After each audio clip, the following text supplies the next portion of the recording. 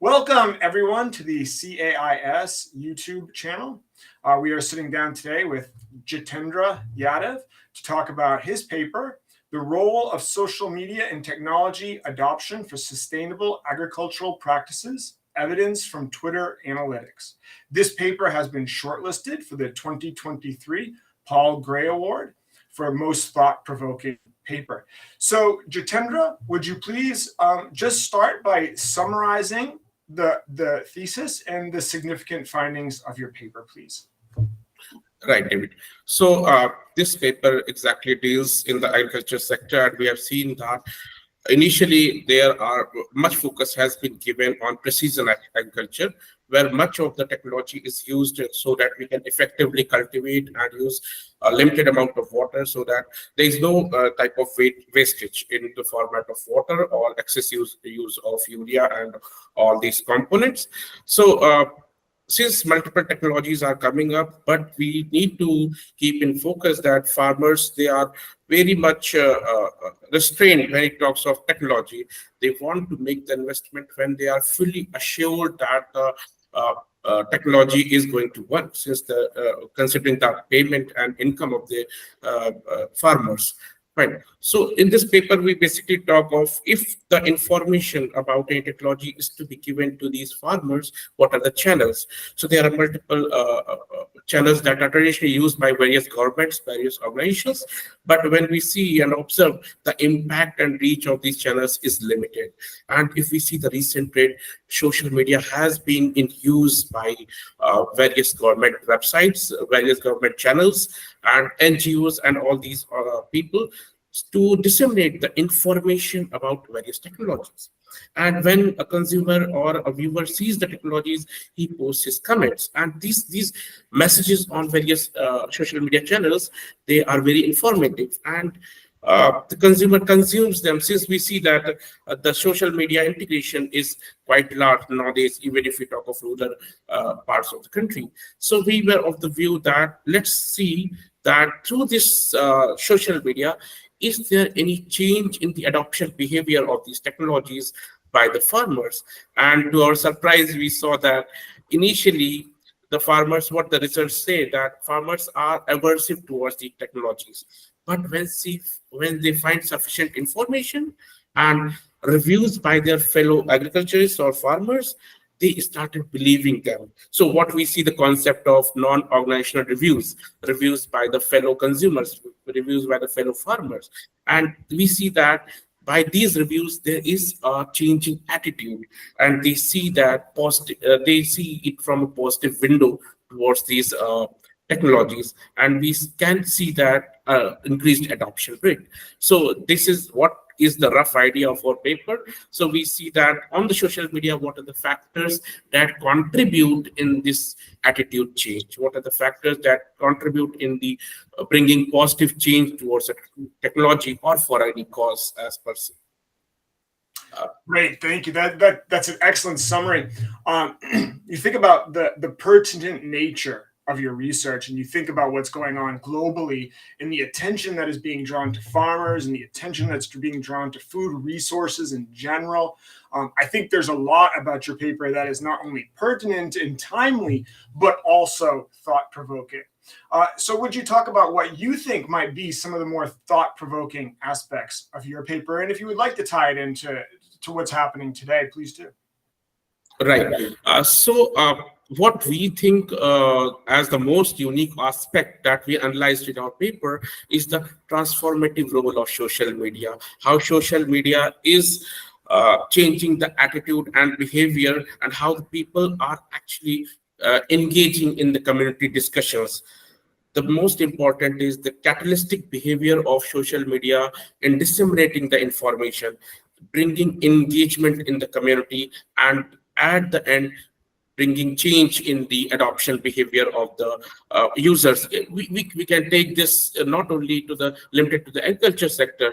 The same pattern has been seen in various sectors. Today, if we talk of social media reviews, if we talk of before purchasing any product, even if as small as a seed grain, people want to look that what is the quality of the seed, what people are actually talking about, because the brands, they are always talking in a certain sense about their product, but what the people are actually talking, if they have used, then what they have commented, and after getting enough assurance, then the customer is going to dive into purchase or adoption of a technology. And the most important, what we saw is that in a specific setting, what are the attributes of that social media platform? If we talk of Twitter, we talk of like, share, comments, followership. What all these attributes, how they impact in the posting behavior of an individual and consumption behavior, right? So if I'm posting a message on social media, any social media per se, not restricting to Twitter, am I looking on the comments that have been placed in the related domain, or what is the followership? Because we need to keep in mind that people are more cautious about their social identity on these platforms. So they are very quite cautious, yet they have to maintain the authenticity of information. So if any information that is posted on social media, it is not found authentic, the reputation of the source or the credibility of the source when goes down very significantly. So again, what we see that people are very much cautious about these attributes of the social media platform. So on every platform, we find these attributes, and they have a significant and positive impact over the posting behavior. This was something which we were surprised to see. Yes, I think that's a wonderful point. And you think about how sensitive farmers really are financially, and how significant any investment or change really is to a farmer. You have to kind of wait a year to figure it all out, and by that time it could be over. So you imagine how cautious they have to be, and how critical it is that they know and can be sure these things work.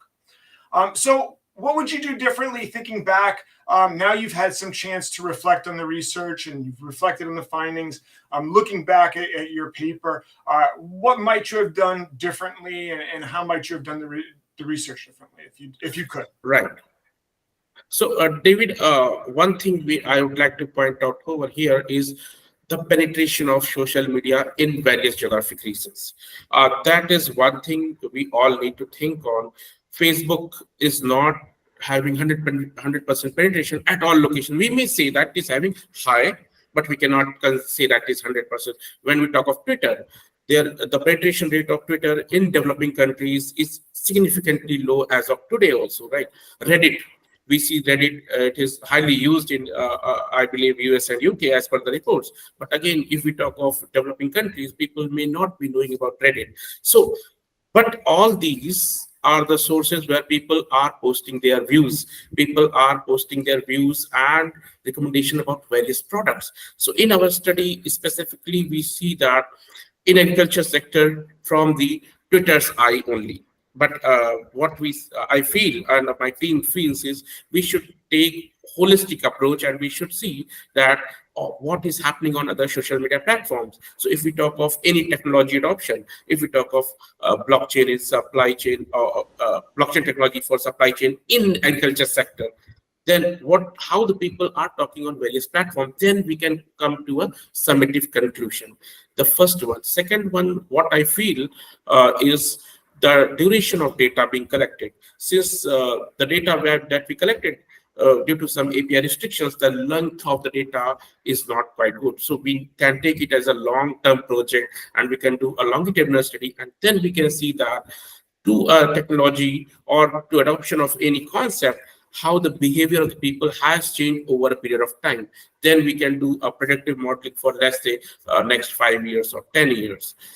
When we talk of related domains, one thing is important to understand that we need to touch upon the domains where the customer has limited information and is very much searching social media for consumption of those information, and he is very cautious about his investment.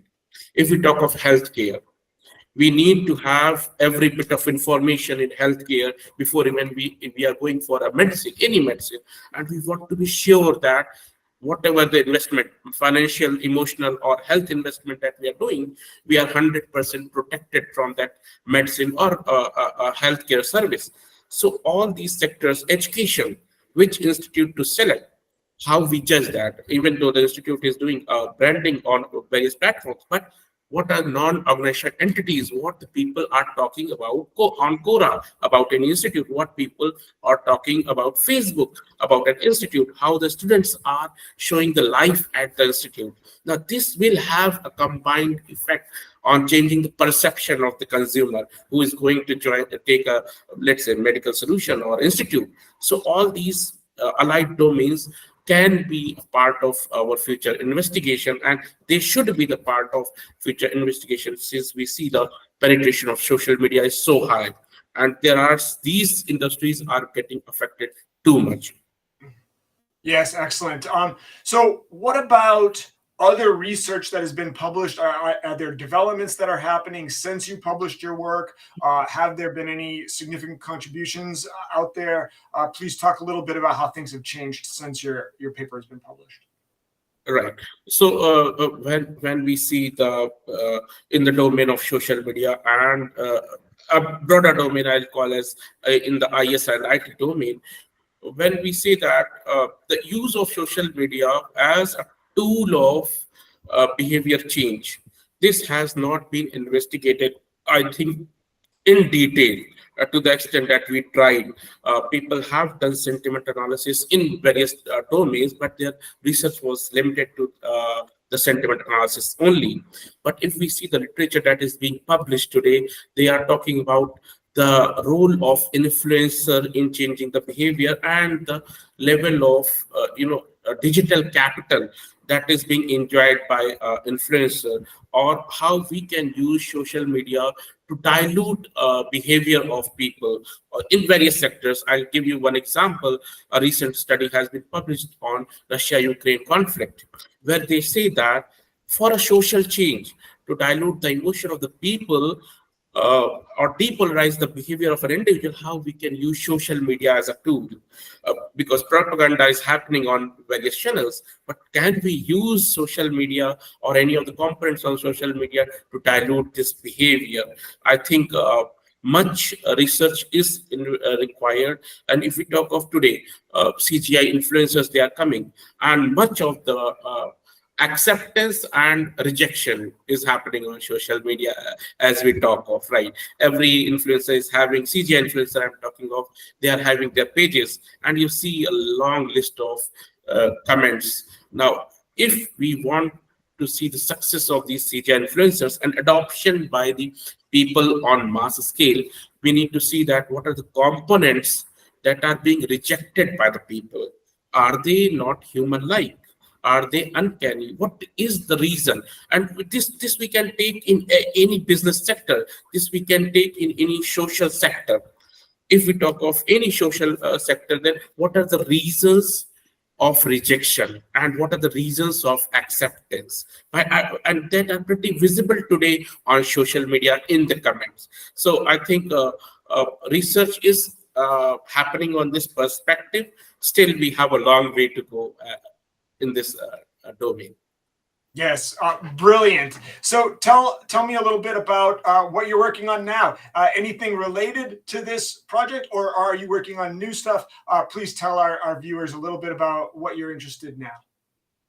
So basically, me and my team, we actually use social media to study various industries and various social issues.